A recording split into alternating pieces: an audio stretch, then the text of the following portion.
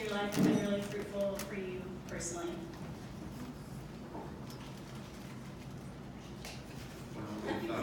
Yeah, that seems to be, I think there's another microphone, but I'll just go ahead.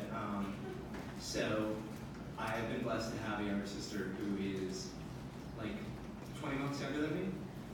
She goes here as well. She's in Austria right now, nursing major. And it's just been, like, from a very young age, I was introduced to, like, this is the way girls are. This is the way I am, and girls are a different way. And she's one of my closest friends. And just, kind of having grown up like that, I can look back and see, a lot of my guy friends who didn't have sisters, that, further affected their relationships with girls going forward, especially, in just a friend's connotation. And so I'd say, looking back, having that establishment from a very young age has helped me going forward and just kind of into the present, where I can have a friendship with a girl in a, not quite the exact same way as with my guy friends, but similar, just kind of like that way where we can be, as the term which I do have an issue with is just friends. For me, I was the only child, oldest of three only child for the first 14 years of my life, so I had a very different experience with friendships growing up. I was the girl that was wearing camouflage, white and blue, getting dirty with the guys, playing football, so I had really good friendships with guys growing up, but I didn't really understand how to be a woman and be their friend in the feminine aspect, because I was very much a tomboy. But coming to Franciscan, Zach has adopted me as his little sister officially. His friendship and teaching me what it is to love a young man who loves me back in this friendship way that wants what's best for me, and it's just been so fruitful. Yeah, I'd say that friendship with the opposite sex has helped me find my vocation.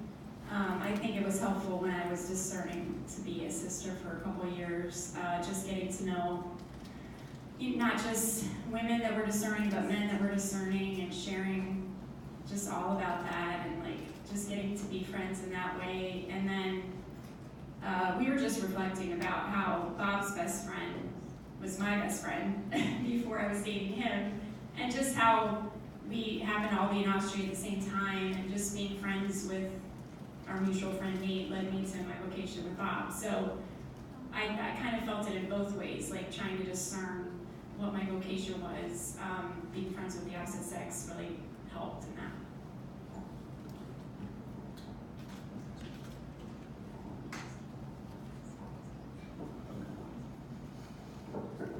What was the exact wording of that question? We should get it right. How have you found male-female friendships, so friendships with women, to be fruitful in your life? So I think that, obviously our friendship has been fruitful, so.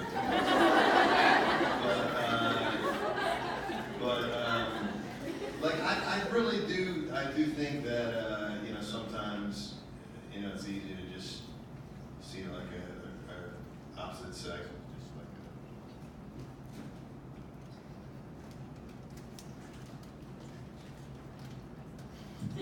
just You guys wanted me to stop, but you can't stop me. So yeah, I think sometimes it's easy to see the opposite sex as a potential, whatever. But for me, I guess it was kind of a changing thing when I was here to start to invest in some friendships, and I did the typical Franny. Take a year off a dating thing, and you know what I'm saying? How many of y'all have done that? Not just one, right? Well, me and you, I thought there were going to be a lot of people oh yeah, I did. Anyway, when my freshman year, I wanted to date everyone, and I definitely didn't have any friendships. I just was in love with everyone. And then so when I decided I was going to take a year and not date, kind of forced me to have some friendships, and it was really good, and honestly, I feel that kind of, I think, led me to Kate, because the next person I did date after that year was her.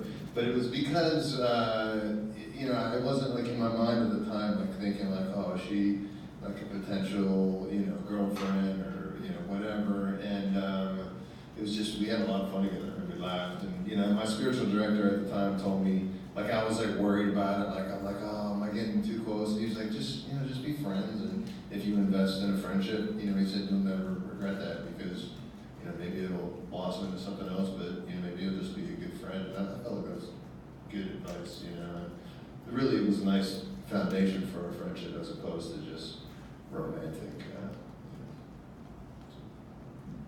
I don't want to answer this one. Okay, thank you very much.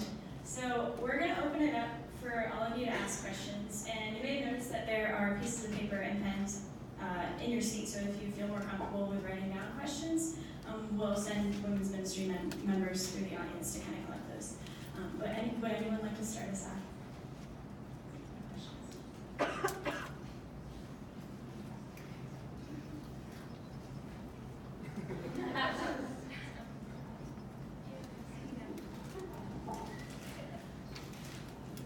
How do you feel about the term just friends?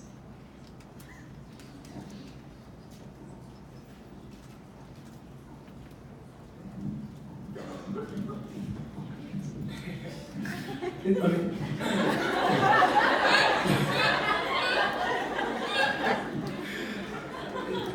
pejorative, right? It's just friends.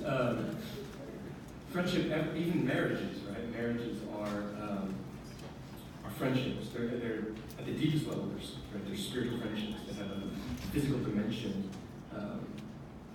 But look at in the Gospels, Christ says, "No longer do I call you servants, I call you friends." Friendship has a really high and lofty historical place. Aristotle, right? The friendship fundamentally was about growing in virtue, about making each other good, making each other really, really good. And so to say we're just making each other really good, virtuous human beings that flourish. What else is there beyond? Friendship has to be the foundation of romance, of marriage. If it's not, if you're just husband and wife, there's a problem. You see, you have to be friends.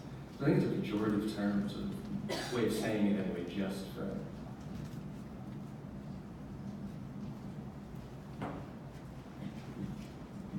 I just was going to say, I didn't know Albert Einstein over here giving them. That was like, I hope someone wrote that down, dude. That was so good, man. It's really going to make anything that anyone else says bad. My gosh, dude, that was good. Want to do another question? Or you want someone else? He said he didn't. We now have two microphones, yeah. So I know whatever I'm going to say now is going to sound really bad, but the point is, I don't say about my guy friends that we're just friends. Yeah, of course, because, we only get married to members of the opposite sex, or we should. But, the fact is, the way Dr. B defined friendship and the way I think most of us define friendship, I like C.S. Lewis's one that, I'm heavily paraphrasing, but, friendship starts when two people look at each other and they say, "You too?" Well, I thought I was the only one who, and there's no, differentiation there between if the person is a man or a woman, because any relationship in which you're pursuing a mutual good is a friendship, and that can exist with anyone. The most unlikely person in the world could be your best friend.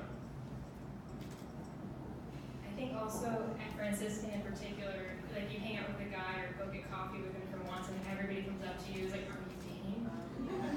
So there's this pressure that if you're hanging out with this guy friend, then you guys must be interested in each other romantically, which isn't the case. We forget too often that friendships don't always have a romantic goal in mind. Well, yes, that's always in our mind, especially as women, right? We don't want to reduce our guy friends to a checklist. When we meet a young man, we don't want to say, "Oh, hey, does he have this? Does he have this? Does he have this? Ooh, he's got 5 out of 10. He's looking pretty good." We need to love them for who they are, their quirks and all, for who they are as our brother in Christ, and see them that way first before we see them as anything else. And maybe it is just a friendship we only ever have, but like as Dr. B said, that is how we grow in virtue. So we need to really dive in deep and read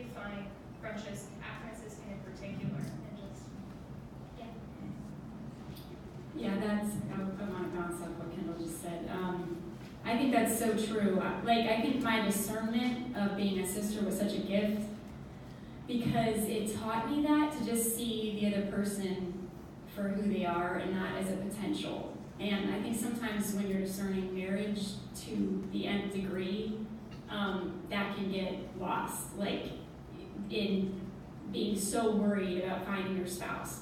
So I felt like that time of discernment was really good for me because it kind of put the spouse hunt on the back burner, and I was just able to enjoy friendships. And honestly, you know, because when it's usually not love at first sight. I mean, I thought Bob was like really annoying when I first met him. I thought he was really fun and everything, but I really didn't think I was going to fall in love with him. I mean, I just thought we were good friends, and I actually, in Austria, I liked this other guy that was his friend, and I found myself always hanging out with Bob, and he was always talking about U2, and because we'd been to like 3 concerts that summer, and I just was like, man, I'm always with Bob. I mean, he's fun, but I'm kind of sick of hearing about U2. But you know, it was just like slowly over time I realized, like, oh my gosh, I just woke up one day and I was like, I'm in love with this guy. But it was like he said, that foundation of friendship. And I think if I had been thinking only of, like Kendal was saying, that top 10 checklist, then I would have missed like my spouse, you know, and my vocation. And so I think that it's really important that we put that, you know, nature, that natural hormonal drive on the back burner, and just try to focus on, you know, what like Jesus said, the kingdom of heaven, everything else will be provided, you know. And so even with our vocation, sometimes we have to put that on the back burner, especially at Franciscan. I think that that's just like so on our minds, they can just consume us and make us just crazy, you know. And so yeah. Be yourself. Be the most authentic version of yourself. And some of the best advice I've ever gotten is become the woman of your dreams and you'll attract the man of your dreams. And vice versa for guys.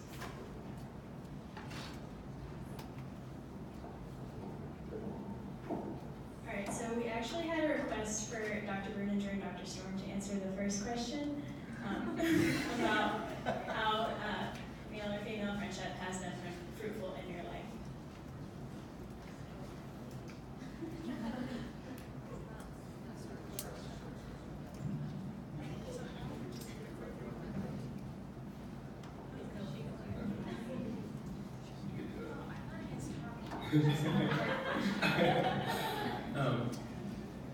Here's what I think about that question. I think I can't. It's hard to articulate, but it's something like this. It's something like there's a dimension to myself that being friends with, like deep friends, genuine friends, with a woman has shown me. And what I mean is that, like, it's mutual too, right? That men and women complement each other, even in friendships. And so I learned something about gentleness, I learned something about compassion, I learned something about leaning into feelings from my best female friends.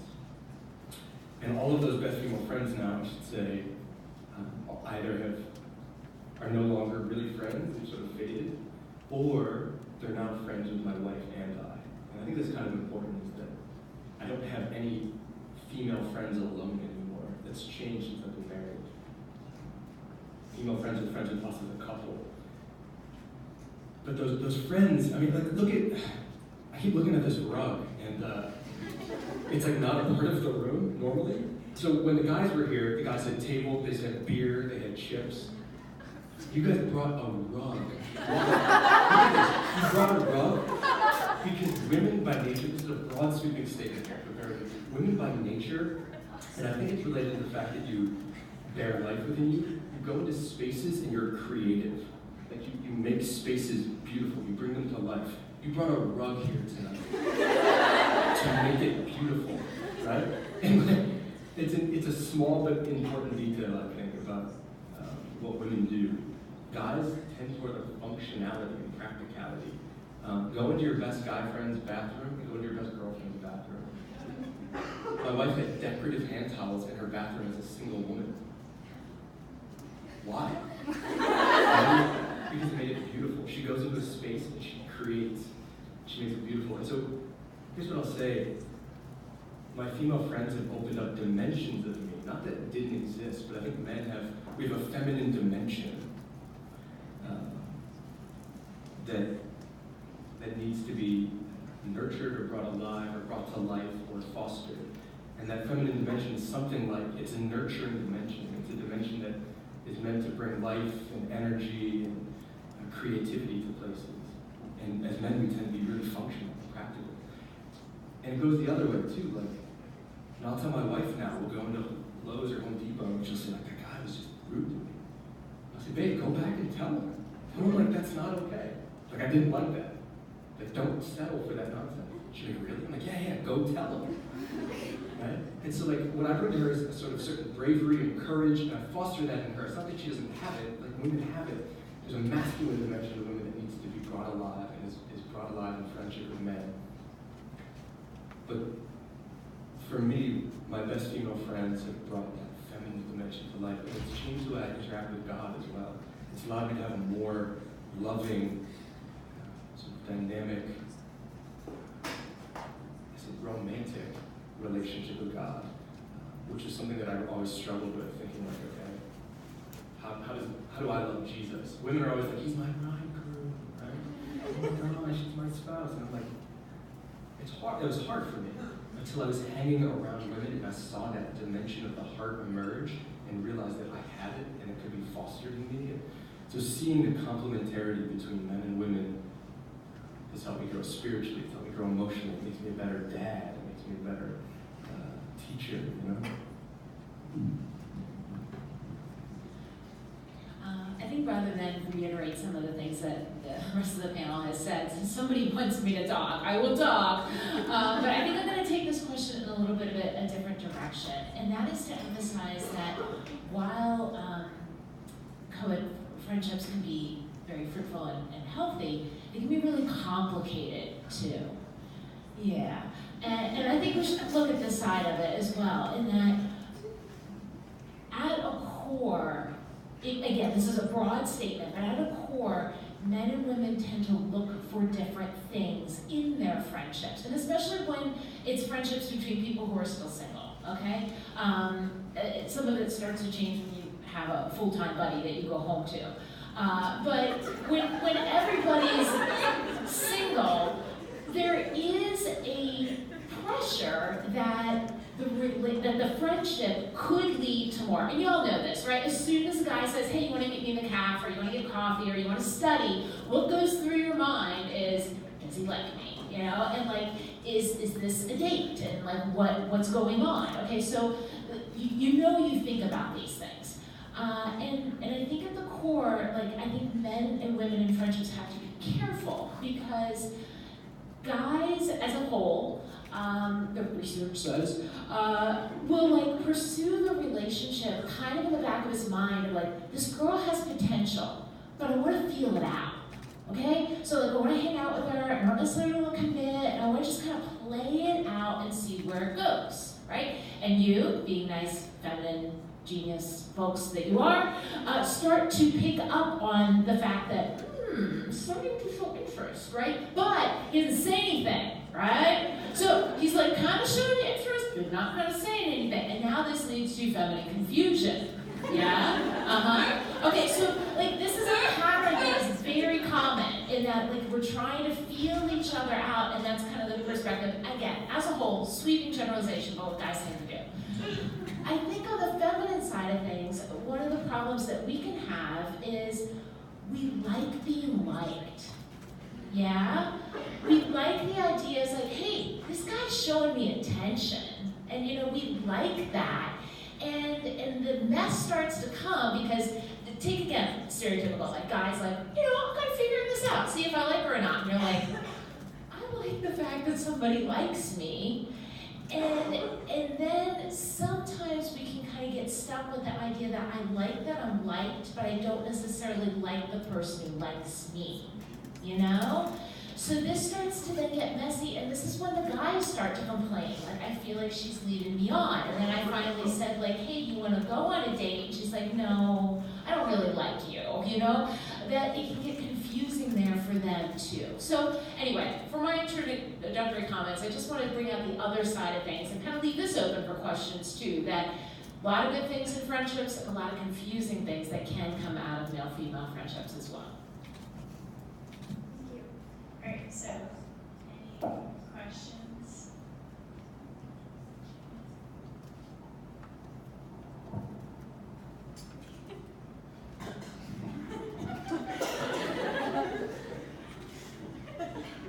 So my question is that I come from a family of one side of women are extremely independent and aren't really entered out for the male friendship thing or very like career woman, or the other side of my family are women that have been taken advantage of in their male friendships and have led them to difficulties. And so for their daughters, they raised us to have a very wary and cautious approach to men and not really be able to be like friendly acquaintances with men, and I made like eventually a better husband. But there's no such thing as a friendship with a male. So how can I and others come from the standpoint of these are my brothers in Christ and to foster these friendships when we have an intrinsic fear to it actually?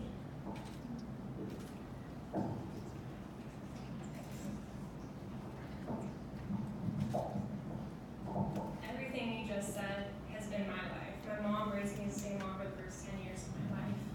And my dad struggled with alcohol and drugs when I was a young child. So for the majority of my childhood, I was afraid of men. Even to this day, I still have anxiety when guys are interested in me and want to hang out with me. I'm very wary of them because I've only known guys that hurt me.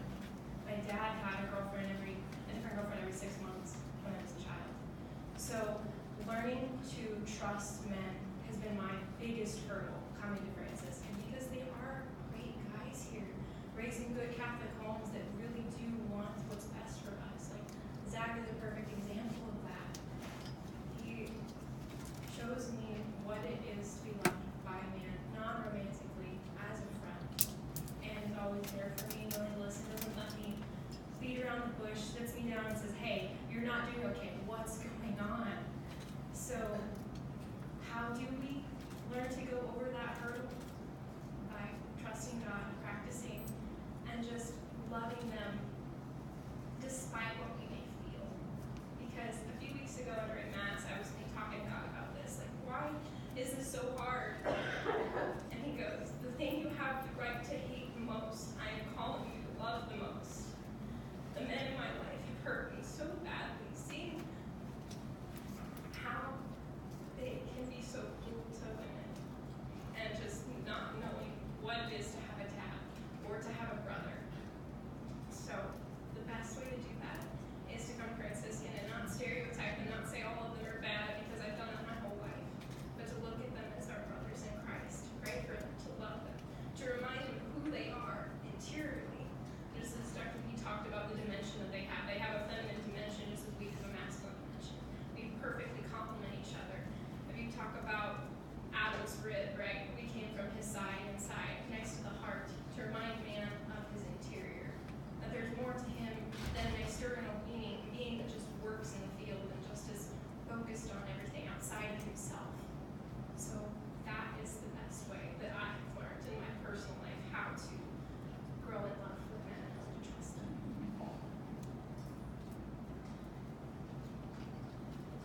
Just to follow up, that was really amazing, Kendall. And thank you. That was high praise. If I could just take the guy's perspective on this, we're flawed human beings. We come as broken as anybody, come as broken as you are. But, and I can say this just looking around at like my friends here, like there are really honest, like caring, God-fearing men here, and the same goes especially for the women. Definitely some of the holiest women I've met are students on this campus. But like, you really think around like some of the greatest friendships through church history. I mean, like, yeah, you have Francis and Dominic, but you also have Francis and Claire. I mean, St. Benedict and St. Scholastica, John of the Cross and Teresa of Avila. And, like, I mean, Teresa of Avila yelled at the Pope to go back to Rome. Like, there's definitely an element of, I mean, yes, like, look for the good men, but also call the man who wants to be good to be a better man. And we'll rise to the challenge, because men like a good challenge. So challenge us and we'll reciprocate that. I think starting to hang out in groups too is a good place to start. You know, you don't have to start off one-on-one, diving into this deep, intimate friendship with guys, right? I mean, I think starting off, and generally I think, piggybacking off what Dr. Stone said, it can be really helpful to avoid some of that messiness if you hang out in groups. But that can be a nice way to dip your toe in the water without fully immersing yourself. Start to get to know guys in a group context and see them.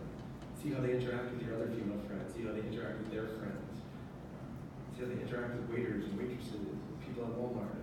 You get to see, are they trustworthy? Is this a good person? Is this somebody who's considerate, kind, and caring? Are they taking advantage of people? Are they not? I mean, if you hang out in a group, you can see that and still keep a safe distance and slowly immerse yourself deeper and deeper into a friendship. But I think it's important to keep that group friends is a great place to start. So you can watch it first, observe.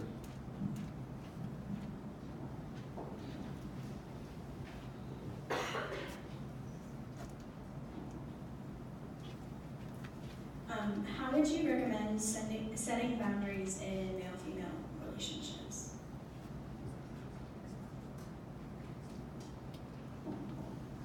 I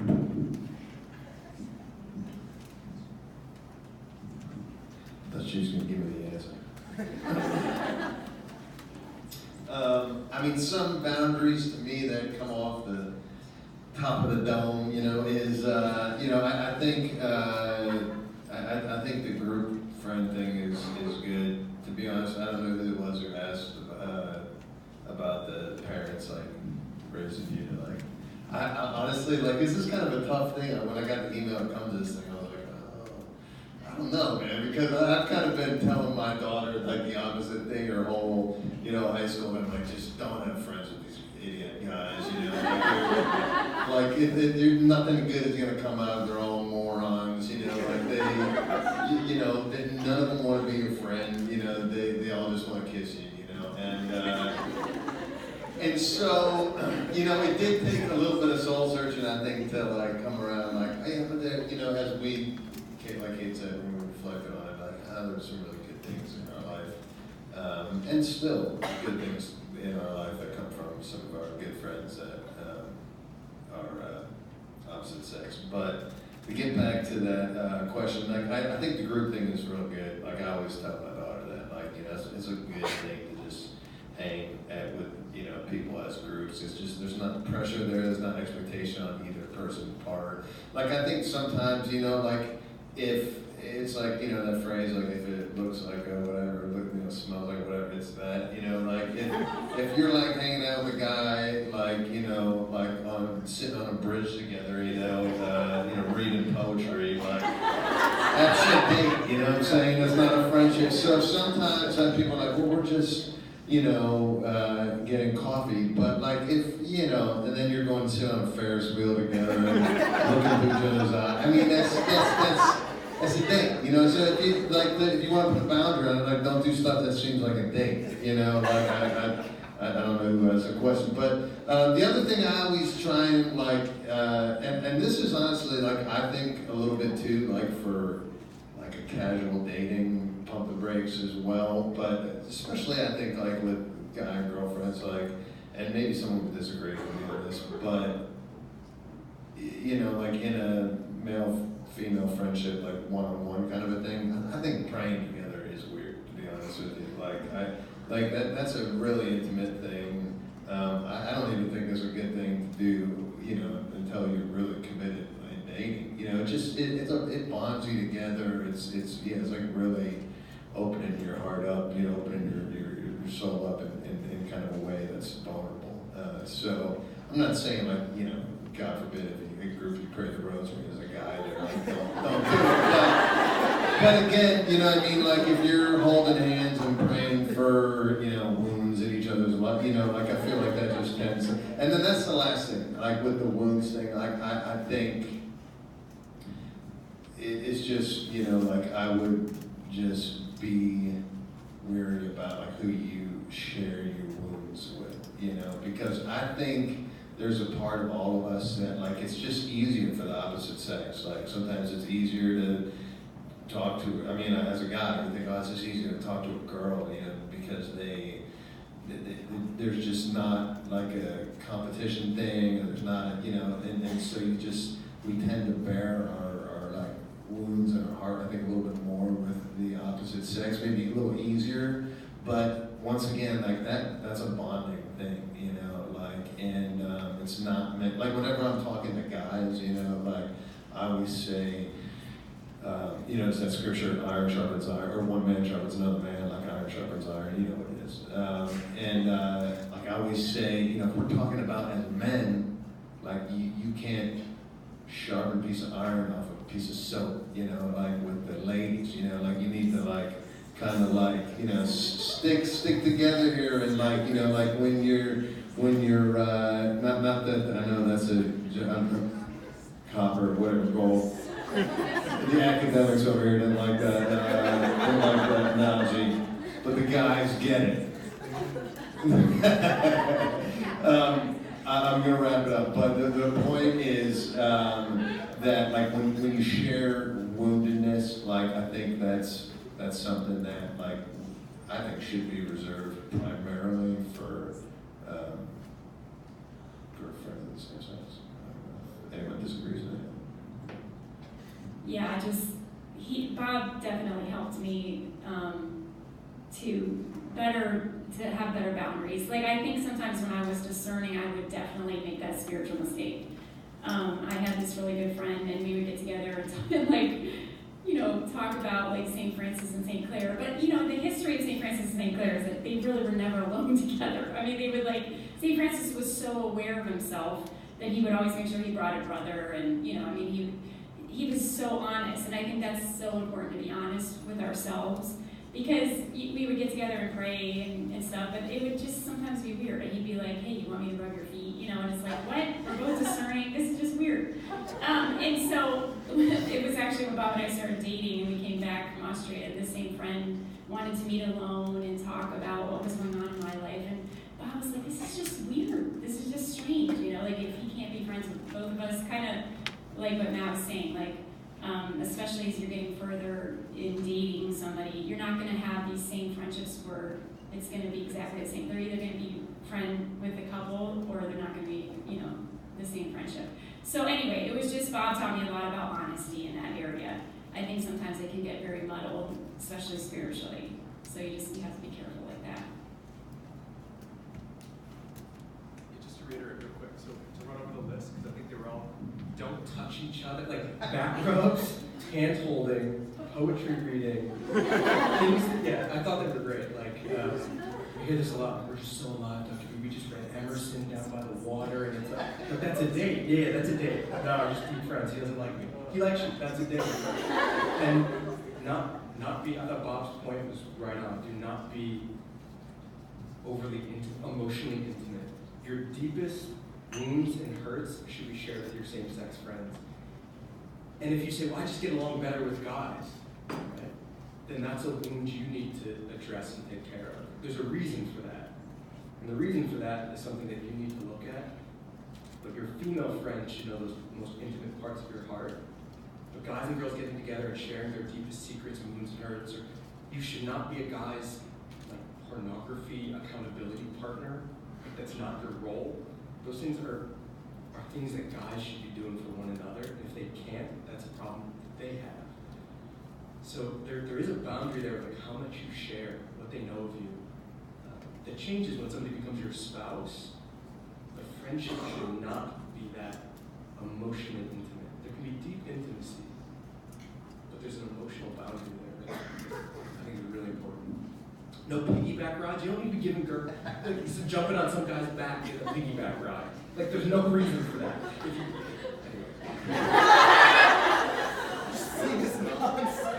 Just to make sure, like, because I think you left one out that you said no Ferris wheel rides, right? No Ferris wheels. Any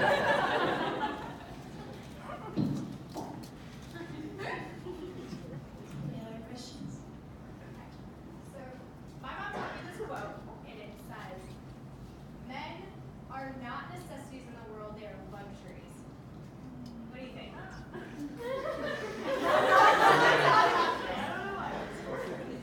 I guess there's two ways to look at that. The one way is that it is necessary that they exist. However, I would say it's not necessary you have one. Okay? I waited a long time in life to get married. I just got married a few years ago myself. And one of the gifts I wish I could give single women is the gift that I had. Like here I am, got through my 20s, almost got through my 30s, no boy, okay? But I was so peaceful with where the Lord had me in life. Like I knew that I was where I was supposed to be, and that was so clear in my heart. And I wish I could give this gift to every young woman who kind of struggles with this question, because vocation can so often be in the forefront of like, hey, what am I supposed to do? But I think if you're doing what you're supposed to be doing, the Lord will bring the right person into your life at the right time, if that's what He's calling you to.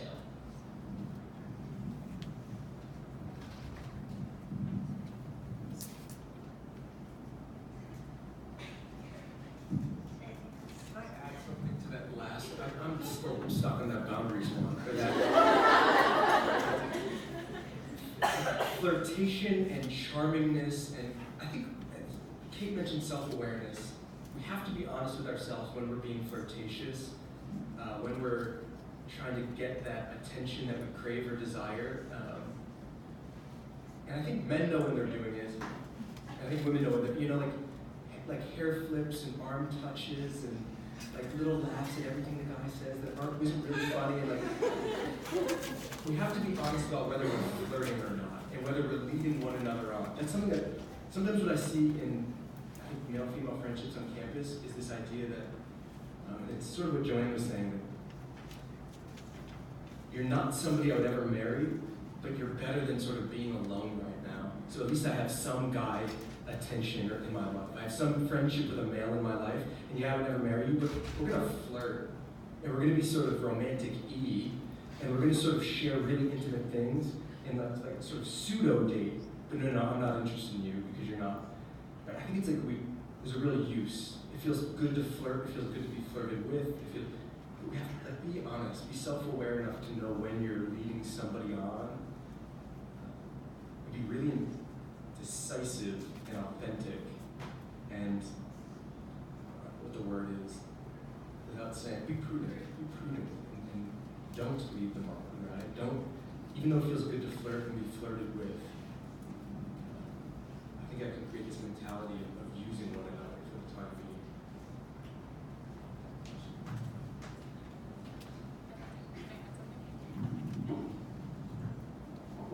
That is so spot on, and I think I'm guilty of that, and we all struggle with it. Have you guys ever heard of the Be Satisfied with Me prayer? If you haven't, please write it down and look it up and pray it.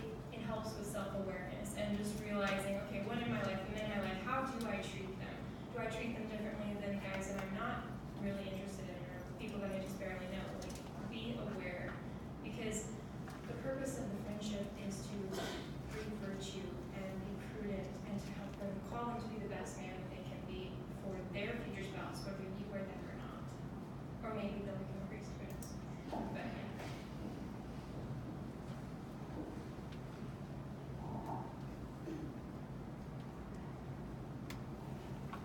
yeah.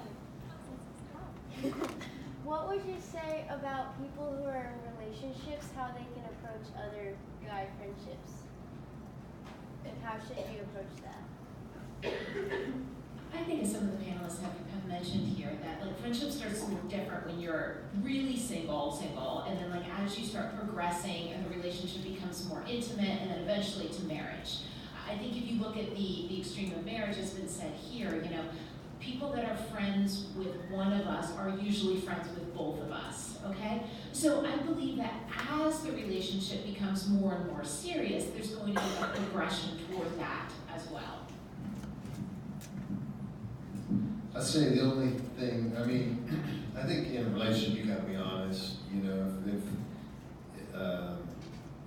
yeah, I mean, it probably comes down to how serious you are with the guy, you know, but if there's a relationship that you have with another guy that makes your boyfriend like weirded out, I mean, I think you have to just kind of weigh like, well, like I'm either like getting really serious with my boyfriend and I'm gonna like be okay with that, or my boyfriend's weird, like, you know, because maybe like, because there's been time, I remember when we were dating, there were a few times like, you know, we like had some weird like jealousy stuff, like just with friends, you know, but like, you know, it starts to mess with your head, and then you're like, oh, she likes John, you know, I saw her playing basketball, which, I mean, just the dumbest things, you know, or she saw me singing happy birthday to, I mean, like, I can remember a couple like specific fights.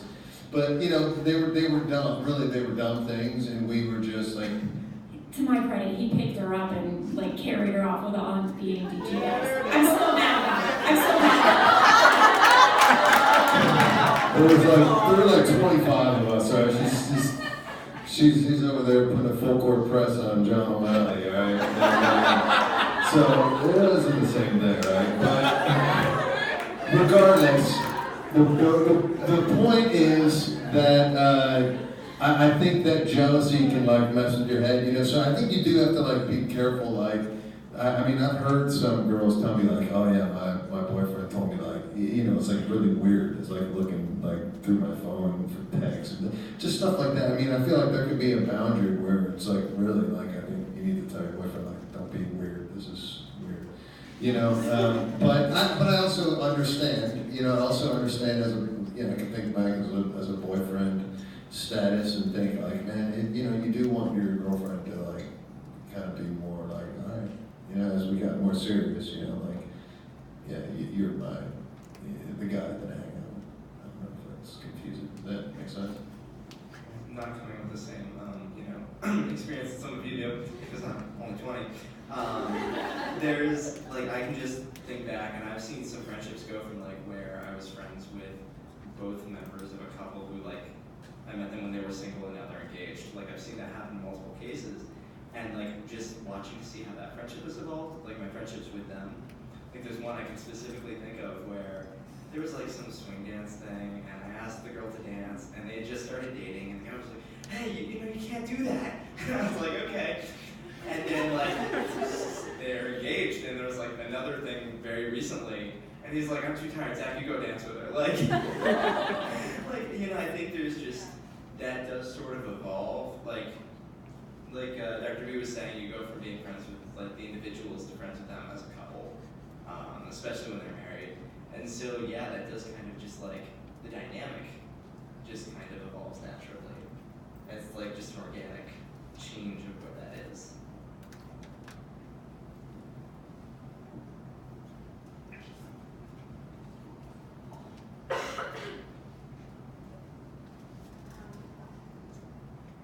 So, as a woman, how do you remain friends with a guy when he's interested and you're not?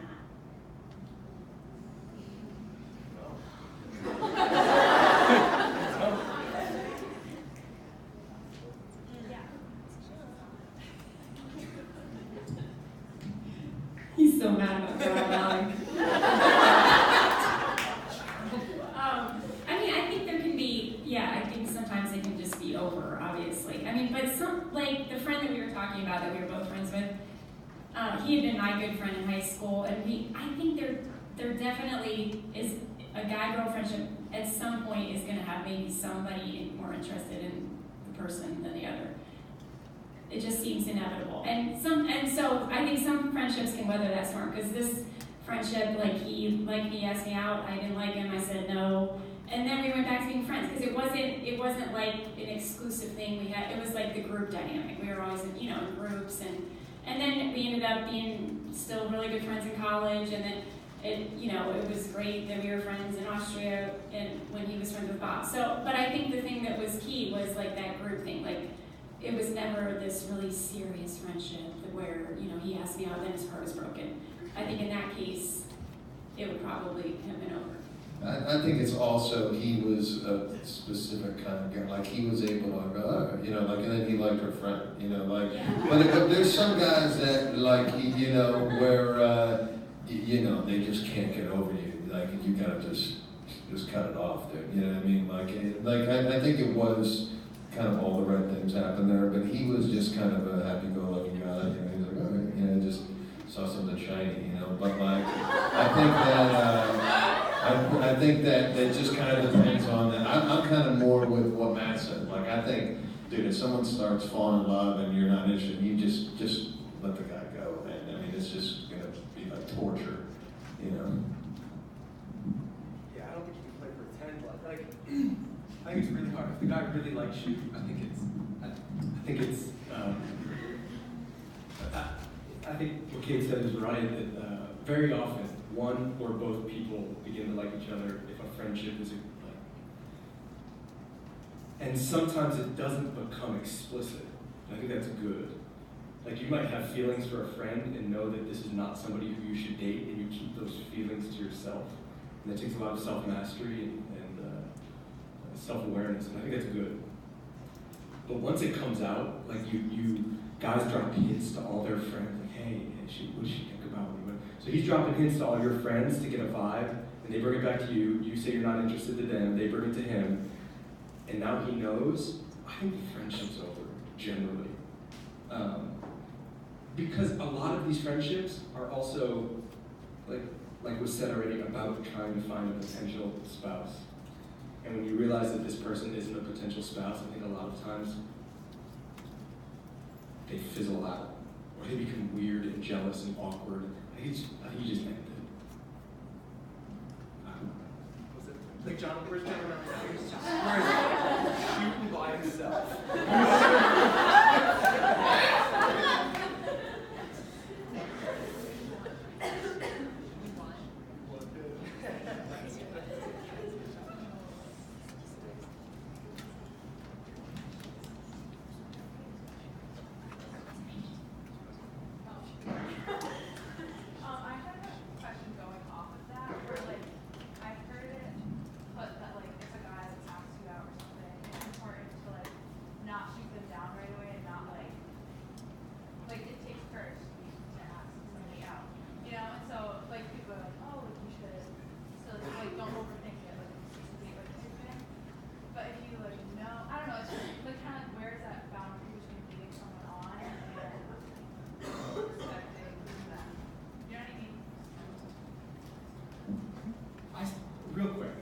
Say yes to every first date unless there is a glaring reason not to. Like, a guy comes up and says, "Hey, I want us to go on a coffee date." Like, let's say you're not physically attracted to one of them. It took a little bit of courage. Like, yeah, let's go out. You go out on a coffee date one time. You're still not interested. Afterwards, he says, "Hey, can I take you out again?" You say, "You know what? Thank you so much for offering. I had a nice time, but I'm just not interested in going out again." I think going out, like having a guy take you out one time on a coffee date is like pretty innocuous and harmless. And I think sometimes on campus we overthink the dating thing. Like, one date means you can like date without being, I don't know what the word after it is, but like you can go on a couple dates, see if you want to become exclusive and court or go steady or whatever the more serious thing is. Like, I think if a guy wants to take you on an ice cream date, even if he's heinous, right? You just think like, go out. And maybe it's not a great time. Then you can just say yes or no. Yeah. And thanks for taking me out. That's my take. I think saying yes to the first date, unless there's a bloody patch. With the other side of this too, I would also say that if you get to the point where you know you're not interested, let's be upfront with the guys too. Okay, maybe you went on the first date or maybe you didn't, whatever. But it's kind of like, oh, I don't know, we'll see. I'm not available that day. Let's be direct too. Like, yes, it hurts their hearts, maybe, but they'll get over it better if they're not like chasing you around for another 2 weeks, seeing if you're ready yet. Okay. Another thought, here's another thought. Let's avoid the phrase of like, oh, I'm just not ready to date. Okay, because like I think a lot of ladies will do this. It's like, I'm trying to let this guy down gently. So I'll be like, oh, I'm just, I just got over a relationship, or I just need some time, or I'm discerning, or whatever else. It's like, look, if you're not interested in him, say, thank you, but no thank you, I'm not interested. Like, the idea that you tell him, oh, I don't want to date, and then 2 weeks later when the guy you're really interested in, like, asks you out, and like, that's me. Okay, that's me. Don't blame it on Jesus. Do not make God the bad guy. Like I really want to go out with you, but the Lord, I was praying about it, and He's just the one. Like, no, I'm not interested. Like, say it out front. I just, a couple of weeks ago, I gave a talk to the guys in the Francis dorm, and it was about dating, and like the advice I was giving them is like, go on more casual dates. Like, I think, like, one thing this campus needs is more dating. Like, just go out more, and that way it doesn't have to be so, like, it's dramatic every time. My goodness, you go out, But they were asking some questions where, and it was, it kept coming up. Like, I could see that they were, like, nervous, and they're like, well, how do I ask a girl on a date where, like, it doesn't seem like I'm trying to put all this pressure, that there's all kinds of, like, expectations, or, like, I'm trying to be so romantic, and I told them, like, yeah, like, ask a girl, like, would you be interested in having coffee, or ask him, like, to meet up for breakfast, that's not romantic, but it's like, I feel like a girl would get it, like, oh, that's like not that big a deal, just to have breakfast with someone, whatever. I mean, just so, like, just to, like, so like, I feel like I'm, like, telling them on the other end, like, hey, like, it's definitely good to, in the realm of friendship, to just kind of put it out there and, and be casual about, like, there's nothing wrong or weird or, like, whatever. Because, yeah, how it is sometimes here. Everyone, it's like, my goodness, if you gave the sign of peace to someone sometimes, they're like, wow, I just saw you in General Mao.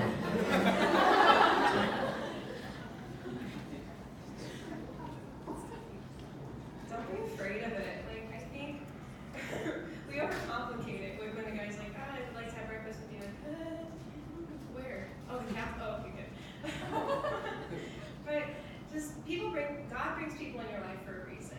You have no idea what's going to come of that meeting between the two of you. It may be something, and or maybe nothing else. Maybe they just need somebody to talk to for that day. You have no idea the impact you can have on people, especially on guys. So just don't be afraid of it. Be vulnerable, but be prudent when you're with them, and just love them.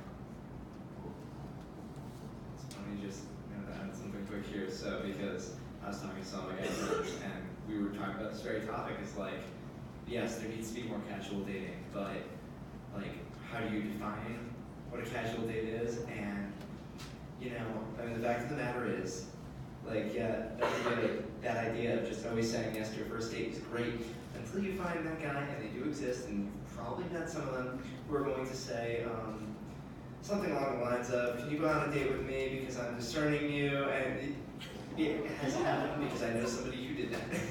So, yeah, it was really weird wording. Yeah. A bloody hatchet, or he says, I'm discerning. Right, so I'm not going to experience that, but that would be a no-go also.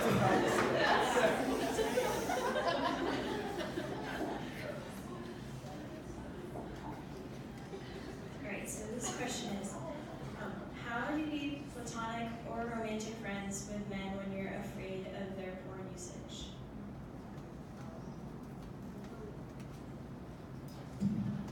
Do you just mean it, well, I can't ask, but I mean, I guess if you just mean in general, like you're worried that a lot of guys have been exposed to porn, I mean, it's true, I mean, like that's definitely, the state of the the world right now, you know, but I mean, I think most people would know this, that, you know, we're, you know, both sexes are weak and have issues, and guys, you know, I think you know this too, but, you know, the guys that have struggled with that or are struggling with it, you know, like they are beating themselves up, you know, just feeling so bad and all that kind of stuff about that. If you know about it, I mean, I think then I do think that's an issue. Like, you know, Matt said, like, you know, you shouldn't be like sharing that stuff, like, really, and if like somebody has shared that with you and you're like weirded out by the friendship, I just think, yeah, just back out of that. That's super weird. But I think in general, you know, I just like to, you know, just pray that God, you know, keeps my heart broken in a way for people that are in that still and you know, really hurting there. I think it's possible, you know, like every guy who's had that struggle is not out to get you, you know, you know, just for what that's worth. But yeah, I guess, yeah. Yeah, and I think sometimes that question can reflect a sense that, well, I'm not going to date anyone unless they're perfect. You know, I'm going to have this shining knight come for me on a white stallion. And the reality is, we're just going to be waiting for that forever if that's the case. You know, the person that you're going to date is going to be a sinner in some way, shape, or form. If it's not porn, it's something else.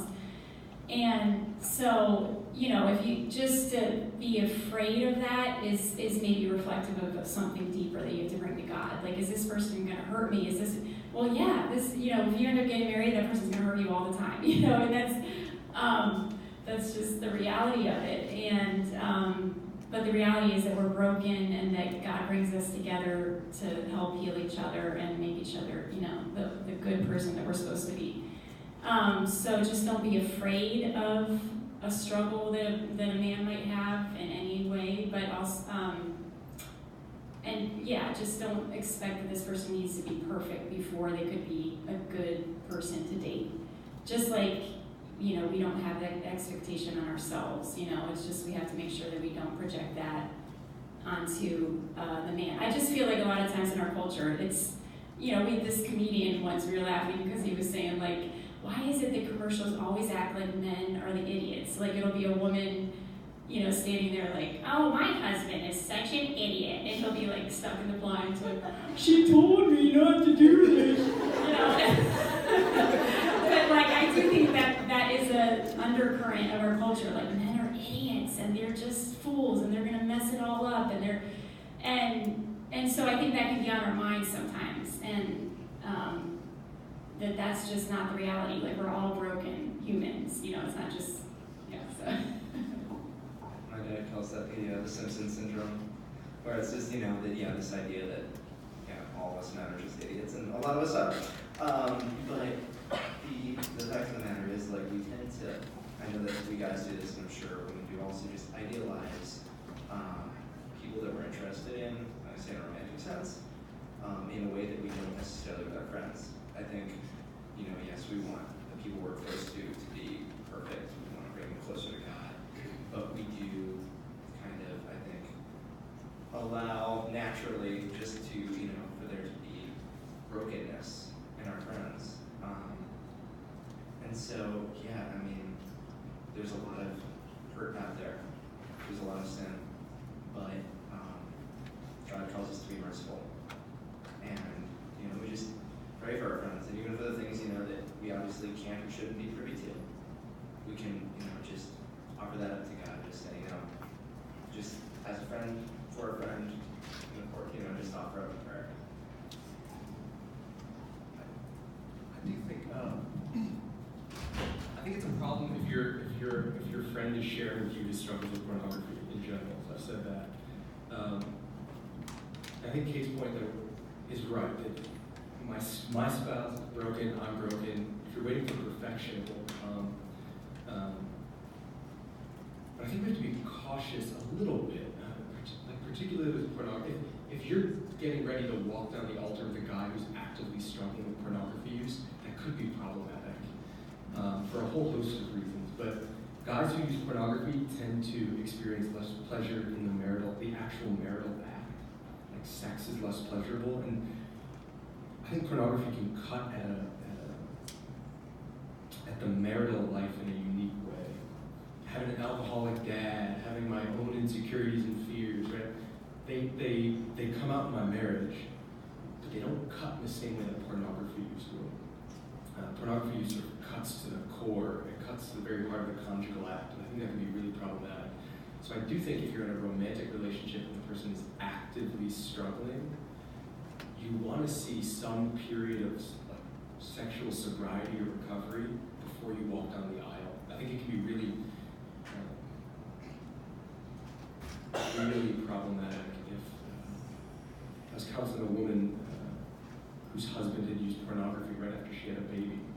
And she could not. It was so it cut against her self-esteem. She thought, I'm fat, I'm ugly, he doesn't want to be intimate with me, that's why I'm doing pornography. I don't bring him satisfaction. It just wormed its way into her heart, and it tore at the fabric of the marriage. And so I think like a guy who's got, it's okay if he has struggled with it, but if you're about to walk down the aisle and the guy's still in the grips of a pornography addiction, I think pumping the brakes there is a pretty good idea. Again, it doesn't have to be perfect. That is important. That is important. Yeah. And you also don't have to be perfect. Sometimes I'll hear ladies do this. It's like, oh, I gotta like figure out my life before I start dating. You figure it out sometimes by dating.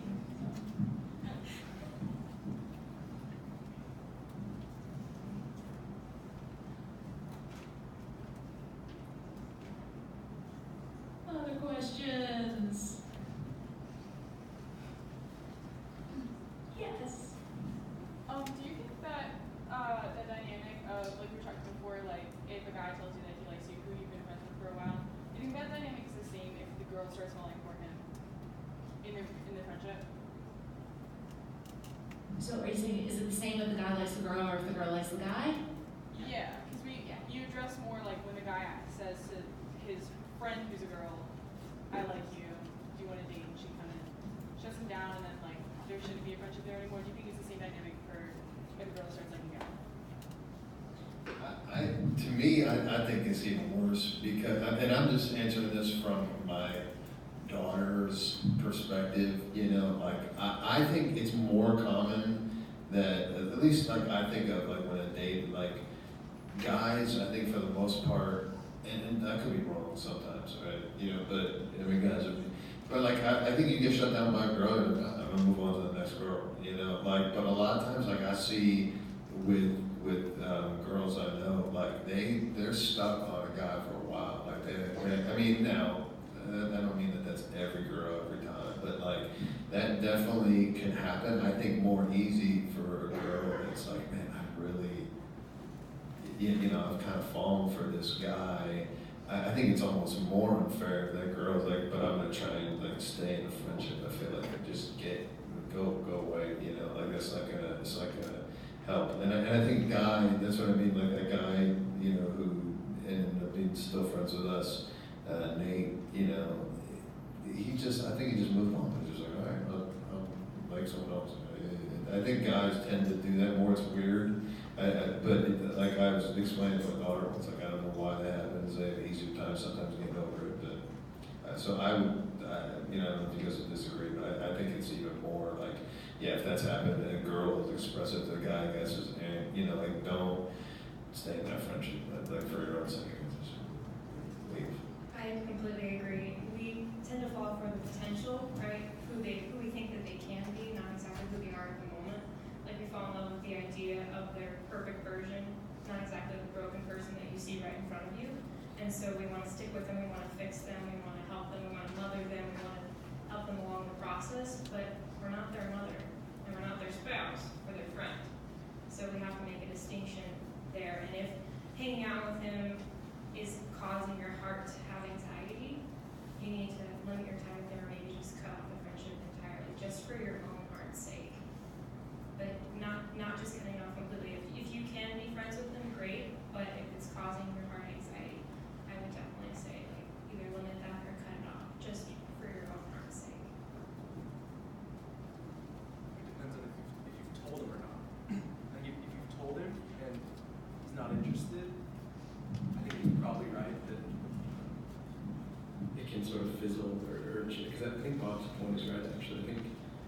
women tend to be more steadfast, I think in general, in their affections. But if you haven't told them, and if you think you're able to sort of stay in the friendship and keep that in your heart and not let it distort or destroy the friendship, then I think it can be worth a try. But if you find, like it was just said, if you find that it's causing you terrible anxiety or suffering, or I think it's okay to take care of yourself and cut ties. A little bit of a different question, but I think it's also worthwhile to consider. What happens after I dated somebody and like now we've broken up? Can we remain friends? And that's another one that's really complicated. And I think most of the time, I think it's appropriate to be friendly. Okay, like when you see him, be like, hi, bye. Like we don't have to be rude to each other, but I believe it is very difficult for a genuine friendship to reunite after there's been a more intimate relationship present.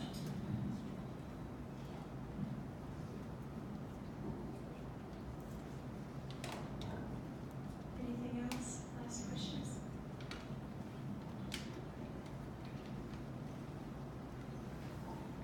I'm scared as soon as you point me out.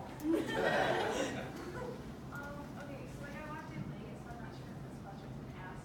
Like, alright. So I walked in late, so I'm not sure if this question's been asked before or not, but like, how do you keep it so that like you don't treat your guy friends as if they were your boyfriend, or vice versa? Does that make sense? We kind of went over it, but I'll give you a brief recap. Okay. The I cliff mean, I notes. watched it late, so I don't know. That's all right. So yeah, don't touch each other a lot, go on Ferris wheels, read poetry, piggyback, no flirty text messages. I mean, just kind of like I was saying before to someone, like if it looks like a date, it smells like a date, it sounds like it's a date, you know, like, so like, even if it's just like, we're just guy-girl friends, or like we're on a rowboat drinking wine, like, that's not something like guys and girls, friends do, you know what I mean? Like, I don't do that with Matt, you know what I'm saying? Like, so, I think we could do good, yeah, I got a lot to learn from this guy. But, so I think that's the one thing we talked about, not sharing, like, your woundedness, like, that's another temptation, I think, with guys and girls, just, I'm gonna share you my whole story of everything that was bad, and everything I've done bad, or, it's just, I think we're looking for healing there, like, incidentally, but, like, it's a bad, and then praying together, like, opening yourself spiritually, like, to connect spiritually. That one, I think, sometimes seems like a harmless little, like, oh, this is just, platonic, but, it's weird. It could be, weird. So then how do you shy away from like then sharing your entire life story with someone, like in general with friends? Like how do you know when to cross the line at that point? It's your fiance or it's a female friend, I think. I think you should share those parts of yourself with female friends only. Or it's somebody who you feel pretty darn sure. But here's the thing, right? Like, somebody has to earn the right to see that part of you. And if a guy has earned the right to see that part of you, then he's probably he's either your spiritual director, right? And in which case he shouldn't be your fiance. or he's like somebody you could see yourself seriously marrying and are considering. But I think those are the only two cases in which men should know that those parts of your heart, or the deep, dark, painful, shameful things. Otherwise, it's for your female friends. And we said before that if there's a problem sharing those parts of yourself with your female friends, then that's a wound in you. That's a wound in, if I can't share with my guy friends, my insecurities, my hurts, that's my wound, that's my hurt, that's something I need to work on. I think it's you, when you're moving toward marriage and there are certain things that your spouse needs to know about your past. But also, like, also think like if you're moving toward marriage and your spouse needs to know stuff about your past, you can share it in like honest but like vague detail. Like if I have a St. Augustine past, I don't need to spell out with, like 50 shades detail to my wife what happened. I can say enough to let her know who I am, where I came from, the things that have happened, in an appropriate way, even for my wife, I think. So then, you're working towards marriage, like you're in a relationship. How do you know when is like the time? Because you don't want to like save every like little important, like secret type of detail till you're married. So how do you know when is like right?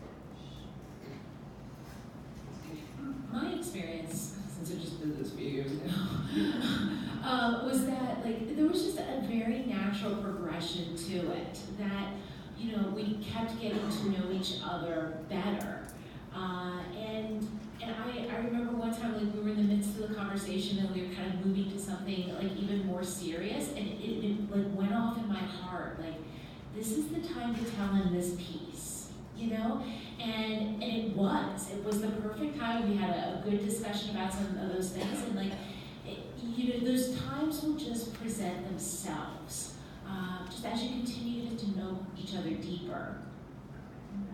Thank you. Yes. Okay, so you guys were talking about like guys asking girls to like hang out or like be friends, but like if I like guys that I want to like get to know better, like how can I like? That's a great question because, okay, I'm of the opinion, like, you don't have to be passive and wait in your room. In fact, if you wait in your room too much, they're not going to find you, right? So, like, ladies, yeah, we can't just roll around with, like, a message on our head that says, like, get away from me. Because you're going to stay away. So, all right, so how do we do this? Here's a couple thoughts, and I'm sure there's some other great thoughts up here, too. But, like, make yourself available. If there's somebody you want to get to know and, they're in the class, like, sit toward that side, if there is the opportunity to be like, yeah, hey, a group of us are getting together and doing this thing tonight, like, do you want to come? Like, it brings them in like a non-threatening kind of way, and then, again, gives you that opportunity to potentially get to know each other more in the midst of the group. There's a couple things to start with. More hints? Yeah, and I think like Joanne, you were saying at first how guys are kind of putting themselves, kind of testing the waters and seeing potential, and we pick up on that. And so I found like when Bob and I were starting to like each other in Austria, I think it was sometimes like a feeling like, okay, he likes me, but I don't know if we're gonna actually talk about this, because I think for a guy, that can be a little bit scary to just sit down and have some words to say about it. Like we were just having long hugs and starting to do things more alone and like things like that. We're like this little romantic here, Ferris wheel guy.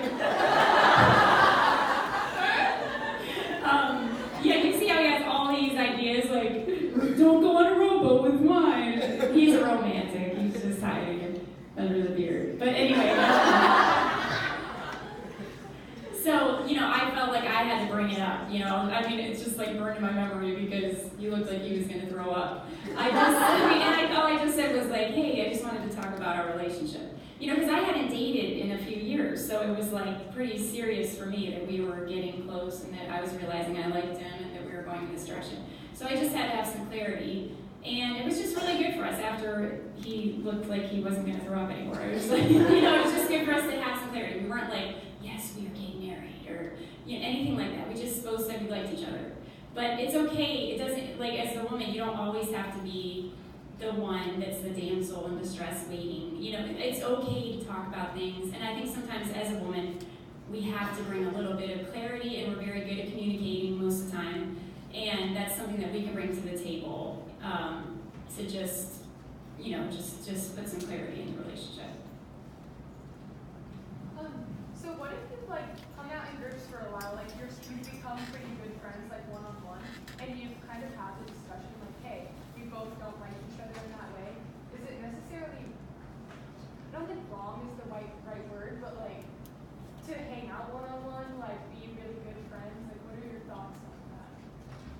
both said you don't like each other? Yeah.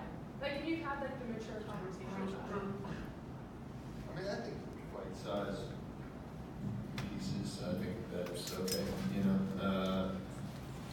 Yeah, I mean, I guess I think it's okay. Just, like I said, people that like that answer, there's a lot of people leaving.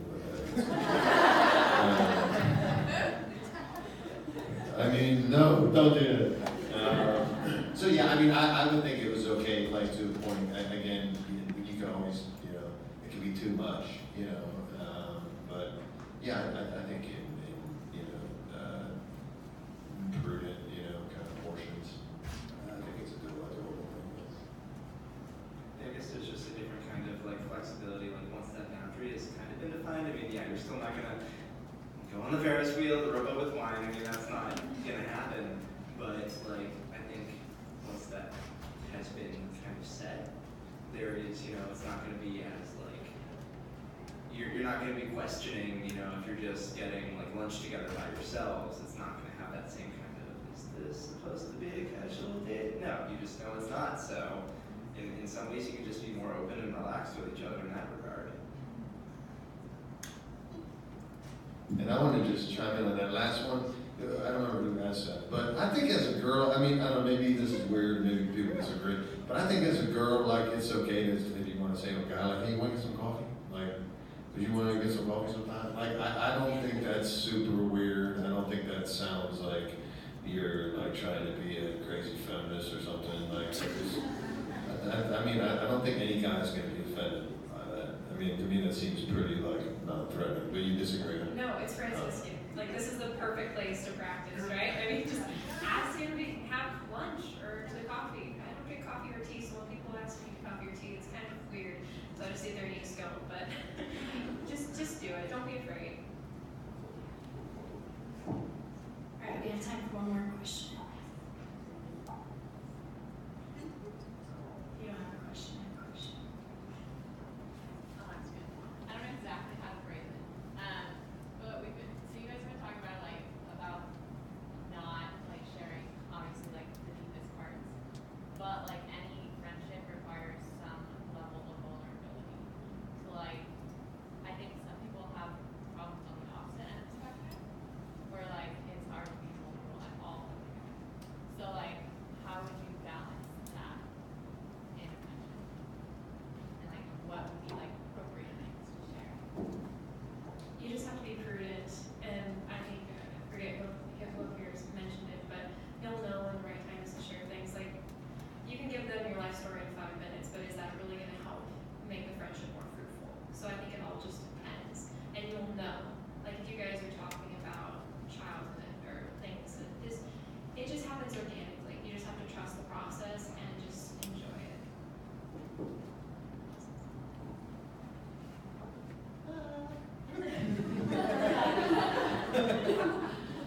I think I can have a tendency to be more like the way you're describing. I think one of the things my friends have called me out on over the years is you can be distant. That I don't know, I'm just really good at guarding my heart. I don't know, they taught us in psychology school that you're not supposed to say stuff, you're supposed to listen, so I did.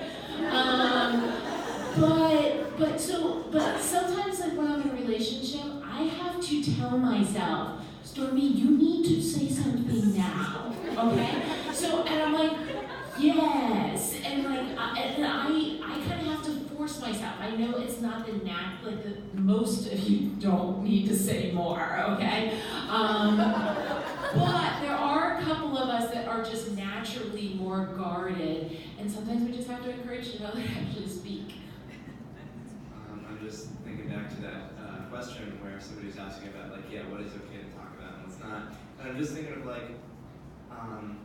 if you were giving, say, your testimony to your household sisters versus if you're giving a testimony to a bunch of confirmation students, that's going to be very different.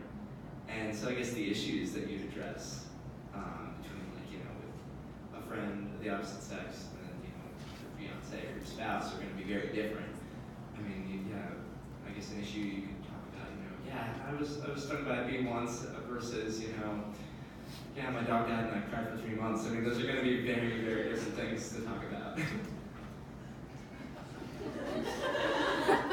Sorry, Sarah.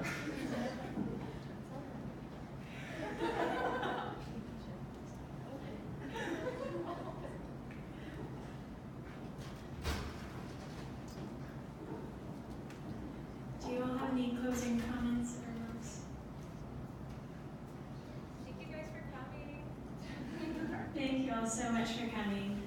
We're just going to close in prayer. Father, Son, and Holy Spirit, amen. Holy Spirit, come through Mary. Dear Lord Jesus, I thank you for this time that we've gotten to spend together. I thank you for all of the great questions and for the wisdom of our panelists. Lord, I pray that as we go forth from this place tonight, that you would give us the grace, the prudence to know how to love each other well, that you would give us courage to face our own hearts and our own woundedness, and to have just the grace to understand others in our friendships. Mother Mary, I ask that you would walk beside us, guard us in our desires to be good women and good friends. We pray through your intercession as we pray. Hail Mary, full of grace, the Lord is with thee. Blessed art thou among women, and blessed is the fruit of thy womb, Jesus. Holy Mary, Mother of God, pray for us sinners, now and at the hour of our death. Amen. thank you all so much.